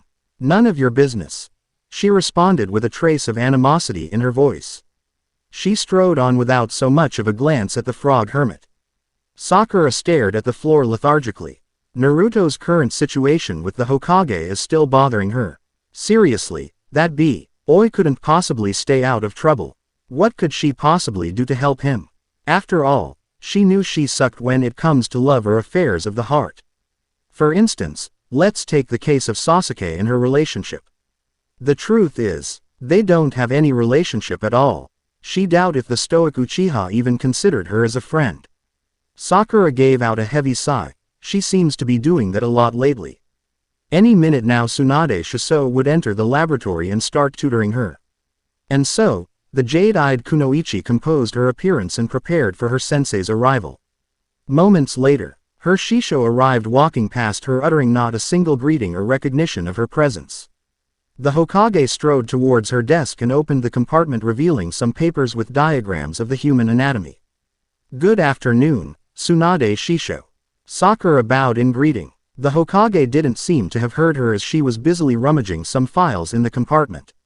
Sakura studied Tsunade's expression. She looked really distracted. If she knew better, Tsunade clearly have something that's disturbing her thoughts, and Sakura had a hunch of what it might be. Tsunade Aproak head her and handed the documents she found earlier. "You go over these and when you're ready, I'll show you how it's done." Tsunade told her apprentice who was looking at her in a weird way. "Is something the matter?" she asked Sakura. Sakura instantly averted her gaze and said, "No Tsunade Shisho. And I'll review these immediately." She excused herself and settled in the corner of the room where a couch was located. Sakura then began reading while Tsunade settled on a chair near her desk. The blonde laid her head on top of her desk, seemingly tired from all that's happened recently. She stared at the window not really looking at any particular thing. Her gaze was a bit misty in Sakura's opinion, who was again watching the Hokage's movements. "Yep, it is Naruto that's bothering her," Sakura thought after she heard Tsunade elicit a heavy sigh. Sakura just shook her pink head in consternation. This situation has gone way over their heads, both Naruto and the Hokage. "If only I could do something to help." "What, you're gonna flash your forehead and everything would be fine? Get a grip," inner Sakura interjected. "Oh, shut up with the forehead thing, now's not the time. And besides, my forehead is definitely out of the question." Sakura berated herself angrily. She looked at her sensei's still distressed form and felt sorry for her. It must be very difficult juggling work and personal affairs. If she were Tsunade, what could she have done about Naruto? Probably she'd ignore the boy's feelings and all will be settled then. The problem is, she's not Tsunade. She knew the Hokage was indeed facing a dilemma. What in the world could I possibly do to help? She asked herself in frustration. Setting them up is probably the most ridiculous. Then it clicked. Just then, Sakura's eyes widened in realization as she weighed of the plausibility of her thoughts. She smiled at her own genius and stood from where she was seated. "Anyo, Tsunade-sama, I have to excuse myself. It seems something has slipped my brain that I needed to accomplish. So, I'll get going, Yane," she told the Hokage, who snapped out of her reverie to watch Sakura turn and leave the laboratory. "Oi, Sakura, is there anything more important to you than training?" she called her apprentice. "Apparently yes. This is in fact a life or death situation that I need to settle," Sakura called after her without so much of a concern. Tsunade just stared at Sakura's retreating form, clearly surprised at her apprentice's actions. Initiating the plot, Sakura ran out of the Hokage tower not really having a concrete plan in mind. Clearly the thought of setting them up was just an idea that popped in her head out of randomness. But right back then, she felt as if she had an epiphany, a vision, and it had felt disturbingly right. A girl's got to trust her instincts, you know. It's not every day that she thinks of something brilliant. Now all she needed to do was to make her non-existent plan exist. The big question is, how? She's got no dating experience, none whatsoever. If you consider pigging out with Naruto at Ichiraku a date, then she's seriously doomed. Sakura plopped her framed sluggish L.Y. on the grassy patch of the training grounds. She had been aimlessly walking around the village thinking of some way to work things out, but up to no avail. She can't let this opportunity go to a waste. After all, she compromised her training with the Hokage for this. Those two people are not the easiest couple to begin with, and she knew nothing about setting up a date. It's not like she became infected with Ino's talent. That girl could set up any couple in no time. And she can't ask her for help. It is known in the whole village of Konoha how big her mouth is. If Sakura was loud, Ino could break any sound record in the world. She can't have her spreading Naruto's secret like the gossip monger she is. Sakura watched as the orange sky of the afternoon gradually turned a darker shade of red, then into a deep azure. It was already this late in the day as stars were starting to appear, twinkling in the night sky. Actually, she had some plans brewing in that pink head of hers, although none of them was actually sensible. To prove that her plans are not of worth, let's peek inside the back of her head, shall we? Plan A. The scenario goes like this. She dragged Naruto and Tsunade in AC. Upboard and lock them up from the outside. The enclosed space should probably get them close enough with one another for cuddling, a brilliant idea of a first date. Not really. She doesn't fancy the idea of Tsunade's monstrous strength crushing her when the blonde Hokage would get out. She's too young to die. Plan B. She hires ninjas to kidnap the both of them and leave them on some deserted island. Wait, she is a ninja. She'll kidnap them by her own hands, muahaha. Then the both of them would be all survivor, and camp out relying on each other for protection. But not long after that wild thought crossed her head. She immediately dismissed it. Shinobis can walk on water, you know, and they'd both be out of that island in no time. Plan C. She spike both Tsunade's sake and Naruto's ramen with a sleeping serum. Drag their sleeping bodies and dump them on an old warehouse. And when they wake up, Viola, they're right beside each other. Though she's not exactly sure whether that plan would yield a desirable result. Probably the two would just ignore each other's presence and escape the warehouse. Plan D. Well, she couldn't think of one as she was busily berating herself for coming up with such ludicrous ideas. Bad Sakura. Bod. What to do? What to do? Think, Sakura. Think. She furrowed her brows in deep concentration. This situation makes her want to be mimicking the famous and dull lines of the lazy Shikamaru. She muttered his favorite word, troublesome, as she lay sprawled on the grass watching the sky as the daylight faded onto the horizon completely. Sakura was so deep in thought that she failed to notice a man's figure approach and started to settle beside her. The man sat carefully next to the unaware Kunoichi as he too stared at the sky vacantly. There must be something so interesting about it to catch the young woman's eyes. Why are you looking so glum, Sakura? The man spoke in a hushed tone. Dunno. Sakura spoke clearly out of it.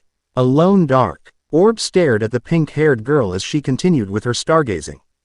The man, seemingly unfazed by his companion's lack of reaction, reached for his vest and took out a book in the hopes of alleviating his growing boredom. He opened it to the page where he last read and began to pore over the said paperback in no time. Firm fingers turned page by page as if entranced by its contents. This movement was accompanied by the flapping the noise of paper.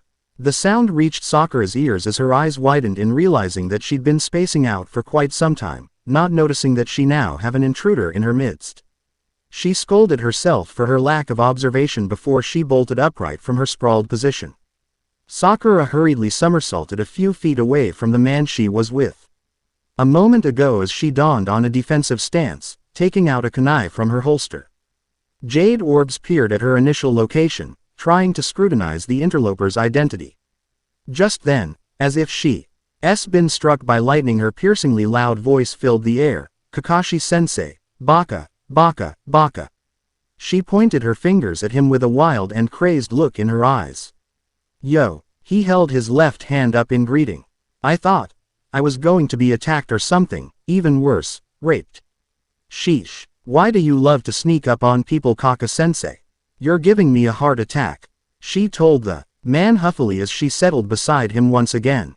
The man named Kakashi chuckled at his student's words. Sakura, I think it's your reaction time that's slowing. If this were a battle you'd be dead by now. I know, she finished for him pathetically. She hugged her knees closer to her chest as she stared at the ground pensively beneath her. The silver-haired man then looked at his student questioningly. Normally this pink-haired Kunoichi would ramble on and on about senseless things, now this seemed different. Sakura was awfully quiet. Too quiet to be Sakura. Is there anything wrong? He asked. He just received a cold shoulder from his student whose eyes were now glued to the soil, searching for earthworms perhaps. Kakashi just sighed and decided not to push the matter further.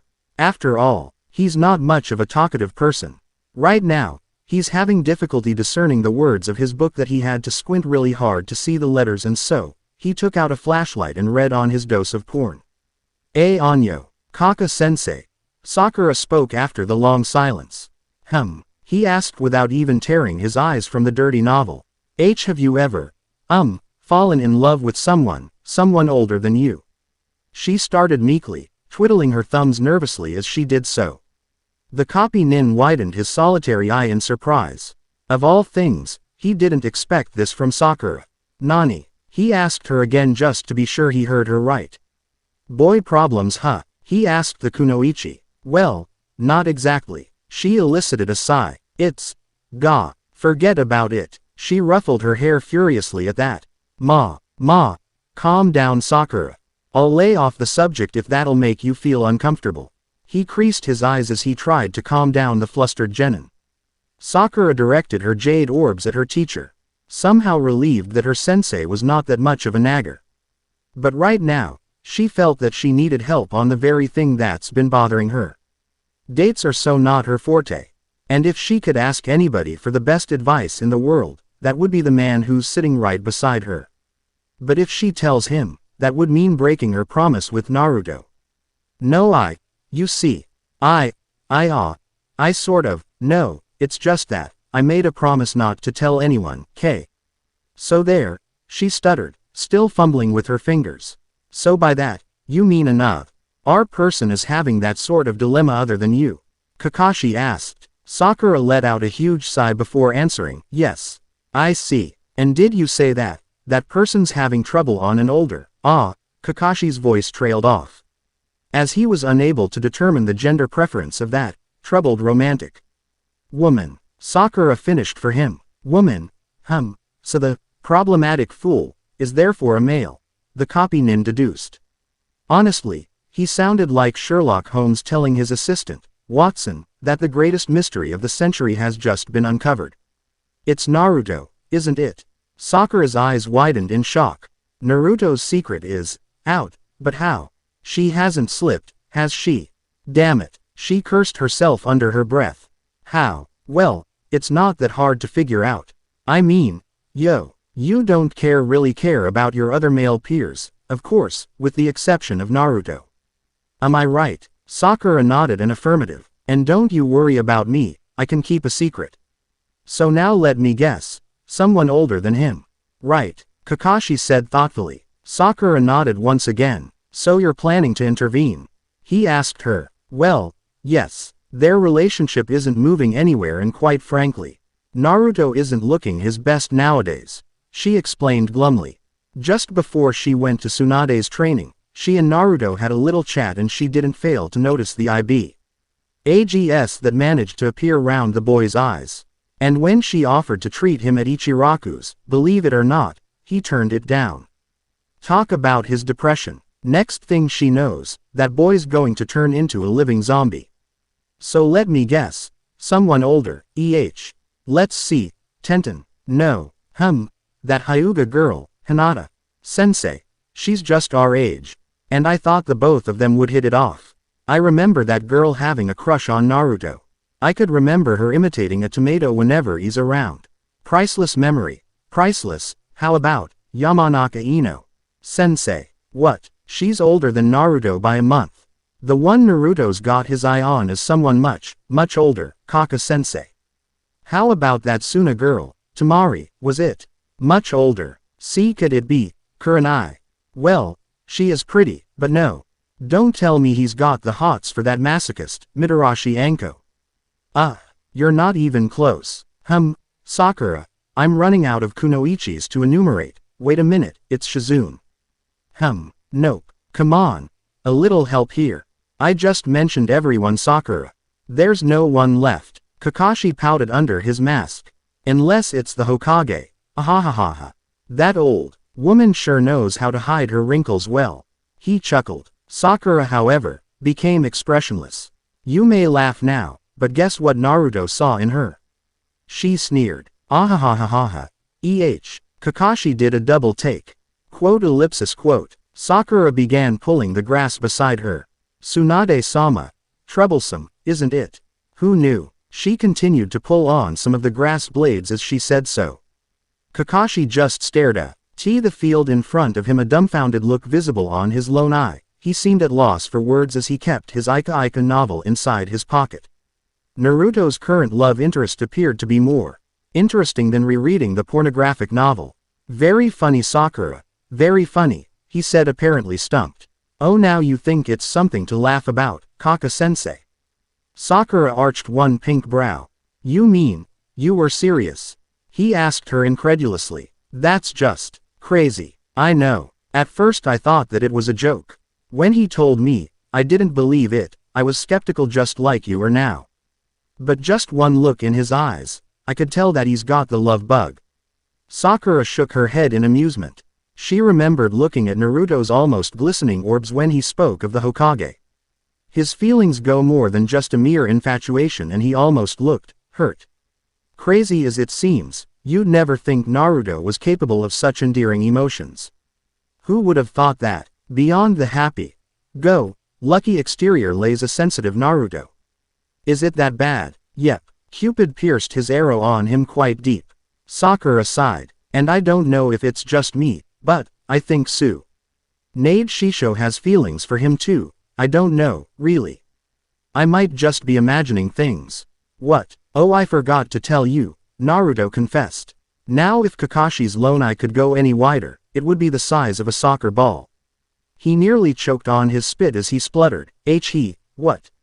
He told her. Now this was the gossip of the century. Kakashi wondered if the Hokage took the news with open arms. Yep. So what happened? Sakura heaved another breath. I wish I knew, she said disappointedly. But from the looks of it, I think it didn't go well. Naruto looked so defeated when she told me. I'm not really sure though. Kakashi scratched his chin. What are you planning to do now? He looked at her in inquiry. Sakura's frame fell down on the grassy patch. She stared at the star-lit sky in defeat. I was hoping you'd tell me. Jade orbs continued to gaze listlessly at the heavens, unable to see the copy nin's amused look. Kakashi then leaned towards her and poked her shoulder persistently. Sakura then looked at her teacher and got up from her position. Kaka-sensei, she asked, a confused look drawn on her face. The copy nin just sniggered quietly, a mad look on his features. Sakura on the other hand was creeped out by her sensei's actions. Kakashi had that weird chuckling noise coming from him. The poor girl immediately inched away from him as discreetly as possible. Sensei, you're giving me the willies. The pink-haired kunoichi said to him worriedly. Kakashi ignored her. Instead, he spoke. I just got the perfect idea, a date. Sakura just bowed her head in disappointment. PFF'd. It's not like I haven't thought of that, she scoffed. No, listen, he then told Sakura of his plans. Sakura listened attentively, nodding her head at the right time. Meanwhile, Kakashi droned on, even drawing some diagrams on the soil with his fingers. Sakura plastered a smile across her face as she nodded once again at her sensei's instructions. Just then, Sakura's eyes became bugged out as she shook her head furiously at what her teacher just told her. No. You can't possibly, Kaka-sensei. Sakura retorted in disbelief. I promised, remember, and so did you. We can't. Hatake Kakashi sighed as he closed his eye. Look, if you want this to work, you just have to trust me. Okay, the silver-haired man countered, creasing his eyes up to reassure the muddled Sakura. Oh, all right, she muttered uncertainly. But if this doesn't work out, I'll burn all of your porn novels into a crisp, got that? She pointed at his chest in a threatening manner. Kakashi gulped. This had better work, he thought as sweat drops formed on his forehead. Resistance is futile. Are you sure this is gonna work? Sakura asked for the 1000th time, kicking the pebbles that were in front of her. Hopefully, else I'd have no more porn to read. Kakashi answered in a deadpan. Baka, this is more important than that monstrosity of a novel. She countered with a huff. Kakashi peered at his student amusedly. You say that now, But someday, when you hit puberty, you'd be able to appreciate the wonders that only this porn would bring. Say, NSEI, are you insinuating that I haven't hit puberty yet? Sakura asked in a sinister tone, curling her fists into a tight ball. Inner Sakura was flailing her fists furiously at her silver-haired teacher. While Kakashi, being the uncaring man that he is, merely shrugged. They continued to walk down the path while Sakura resumed with her, kicking the pebbles along the path, routine. She wanted to hit her teacher so bad, but knowing him, he'll probably just evade her attack. Kakashi, on the other hand, ran out of flashlight batteries and couldn't read the novel anymore. And so he just settled on squinting for the text as hard as he could, trying to make out the figures and symbols on the novel, although he really wished that there'd be a technique to infuse chakra with electrical gadgets.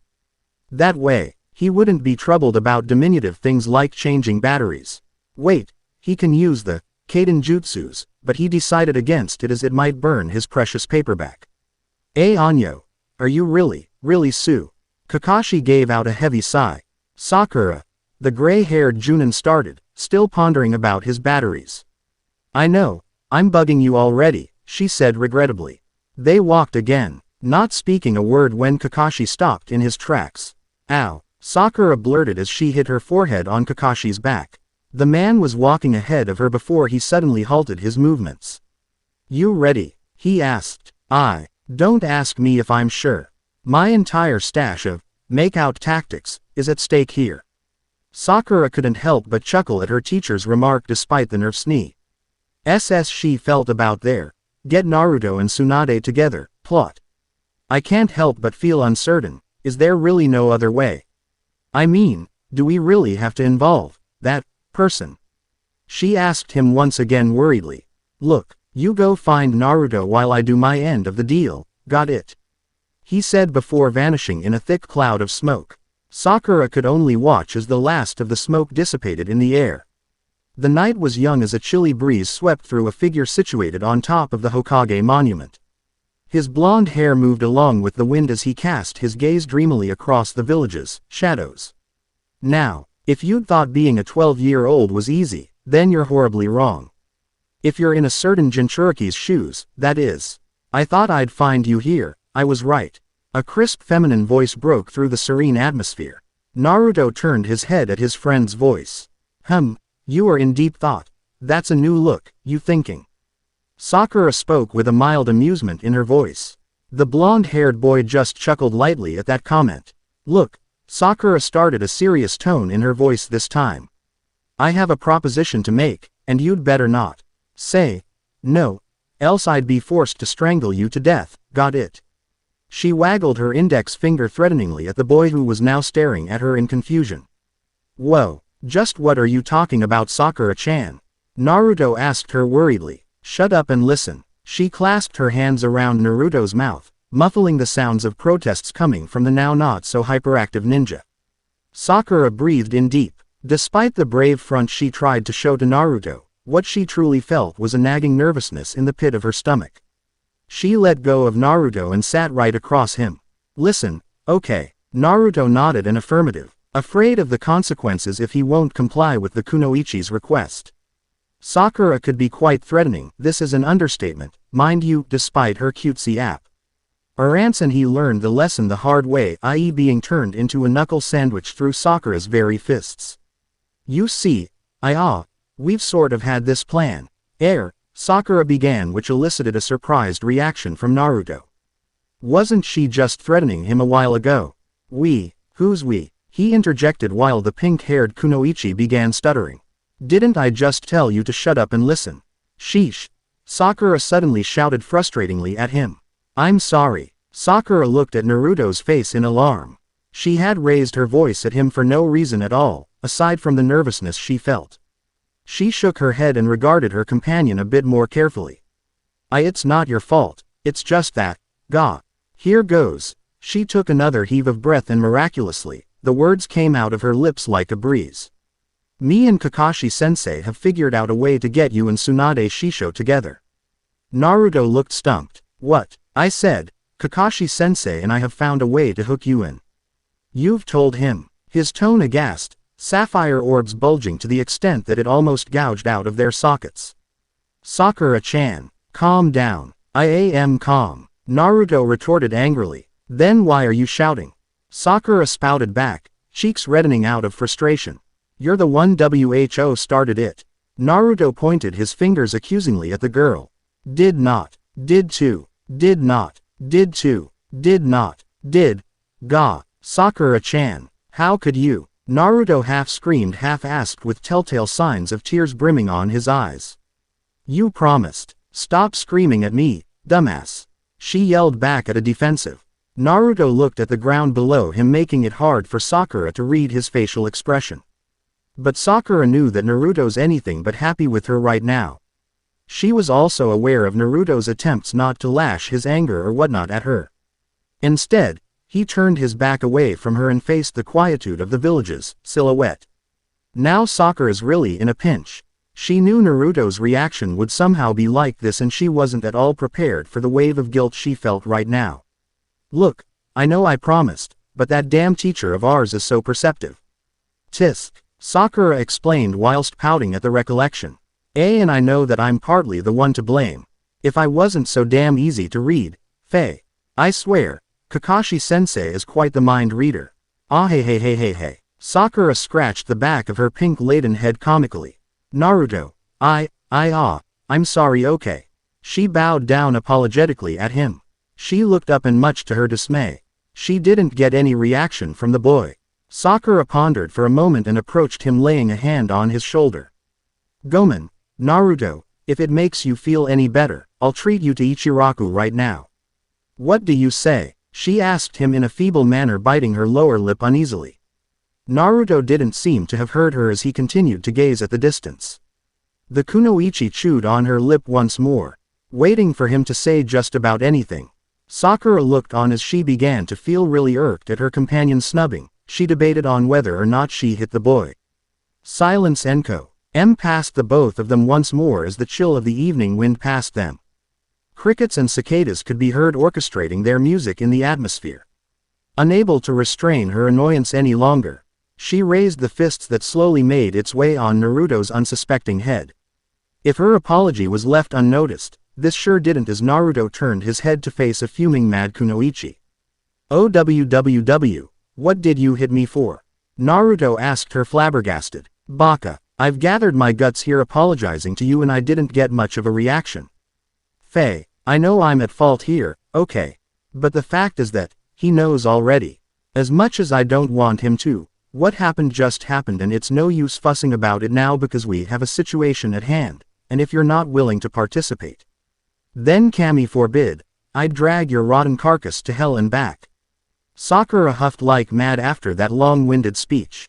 Sakura ch. At that, Naruto received another blood-curdling fist from none other than the short-tempered medic. Did I tell you to talk? Who told you to talk, Who? She demanded ominously. Now if Naruto was disappointed at Sakura just moments ago, now he wasn't sure if he'd be safe around her anymore. Sakura had that manic look on her eyes and it's beginning to creep the hell out of him. Maybe this is one of those days Shikamaru was talking about. He couldn't remember what the lazy bum was telling him that day, but he did remember him mentioning something about tampons, although he doesn't have a damn clue what those are. He figured that he would never understand the likes of women. It's, as Shikamaru would say, they are indeed troublesome. Now back to the proposition I've been meaning to tell you, are you willing to listen to what I have to say? Sakura looked at him apprehensively. A calmer voice this time, but Naruto knew better. Naruto couldn't help but gulp a huge amount of spit and nod his head. He swore he saw Sakura's canines grow into fangs, like a vampire. Scary. Very scary. Good, Sakura declared. Well, sensei and I thought it better if you and Shisho go on a dinner date. Sakura. Hep, before you're going assume that me and sensei are out of our heads. I would like to reiterate that in the instance that you refuse, you'll be clobbered up by my fists, Sakura pounded her knuckles for emphasis. Seeing her companion's pale face, she continued contentedly, now let's talk about the details of your rendezvous, shall we? Naruto swallowed. This is going to be a long night. Women. How he got himself dragged into this mess isn't of his own volition. They were now in the center of Konoha's shopping district, moving through a thick mass of people. It appears that a sale was going on, and Dr. Ones of shopaholics became attracted to this place like a moth to a fire. He had been reasoning with his companion for the past 3 hours, but up to no avail. And shopping for what, you might ask?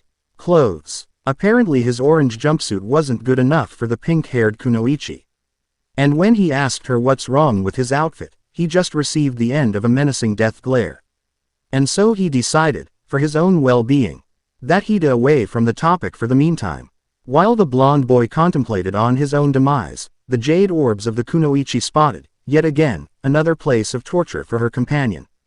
Here, Sakura exclaimed excitedly, dragging the both of them to a boutique that looked just about the same as the last one they've entered. Oi!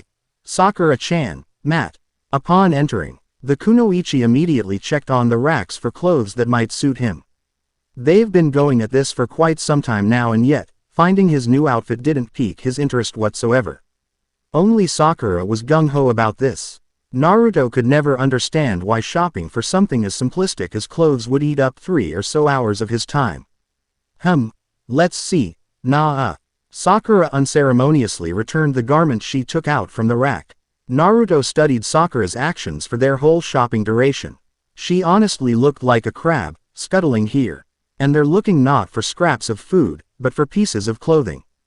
It seems to him that all clothes, except his jumpsuit of course, were a hassle to the shinobi life. He was about to sigh dejectedly when something caught his eye. His features immediately brightened when he spotted a small rack in the farthest wall of the boutique containing the outfit he'd promised to wear for the rest of his life, jumpsuits. He immediately stepped towards his treasure trove of wonder, but before he could get any further, the kunoichi's frame blocked him from taking any step closer. Stay away from those things, will you? Sakura asked him irritatingly. But Sakura-chan, they even come in pink. But not as soon as he had said that, the image of himself wearing a pink jumpsuit disgusted his thoughts.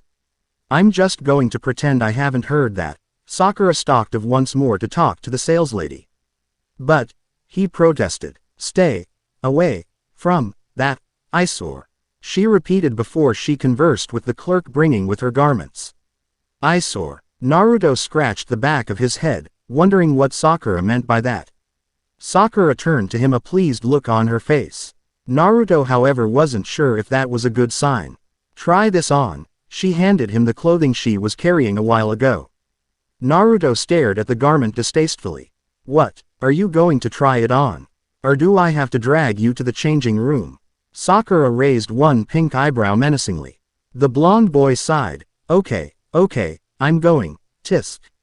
Naruto grumbled as he hurried inside the changing room. Make it quick. Hi, he mumbled lazily. And so Sakura waited, tapping her feet down the floor with impatience. She looked at the wall clock of the boutique and noticed that her companion was taking a really long time changing. Oi Naruto, still not done. Anyo. These things are very confusing, Sakura-chan. Naruto told her from inside the booth. Oh, quit dilly-dallying and get out of there. I want to see. This is just awful. Why can't I just choose those jumpsuits? He pleaded. Naruto, do you know why those things you call clothes are at the far side of this boutique? She asked a slig. Twitch in her temples could now be visible. 'Cause they're cool. He guessed uncertainly. No, it's because they're a fashion disaster. Sakura huffed. Now get out of there, before I'll lose my patience and... Okay. Getting out now. Sheesh. Naruto reluctantly stepped out of the booth clad in the new apparel Sakura chose for him. The kunoichi's lips curled into a smile. What now? Naruto asked. Perfect, she exclaimed while clasping her hands together in approval. Naruto spun around and complained. The cloth is itchy, I think. PFF'd. You've got no sense of style, baka. She reprimanded. You want to look good in your date with Shisho, right? Don't I look good in my jumpsuit? Sakura just snorted. Now change back to those awful things you wore earlier. I'm going to pay for those, or not. Naruto. Give me your wallet, she commanded. Why? The payment for that is coming out of your wallet, dumbass. But, he retorted, but Sakura's got her hand outstretched, leaving him no choice but to hand over his frog wallet. This sure is heavy. Sakura weighed the wallet on her hands before she went to the cashier as Naruto went back to the booth with a heavy heart to change back into his normal clothes. Naruto held the plastic that contained his new clothes tightly round his fingers as he walked back to his apartment. Sakura and him parted ways not long ago.